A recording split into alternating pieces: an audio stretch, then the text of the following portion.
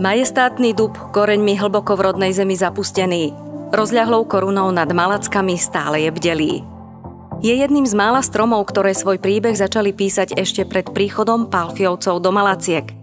Predtým, než sa začal budovať priľahlý kaštieľ a park, ktoré sú národnými kultúrnymi pamiatkami. Stačí len spomaliť, započúvať sa do šumu listov v porive vetra a spevu vtákov. Rozpovie vám príbehy nielen o tomto šlachtickom rode Pálfiovcov, ale aj o napoleonských vojskách, dávnych láskach, epidémiách, požiaroch, trohoch či jarmokoch, ale aj o ceste Macka do Malacek, keď išiel Šošovičku mláciť. Je domovom mnohých organizmov, útočiskom počas letných dní, partnerom pri potulkách parkom, dôverným priateľom. Je domom našich spomienok. Je jedným z najstarších exemplárov v areáli Národnej kultúrnej pamiatky Zámocký park. Má vyše 500 rokov.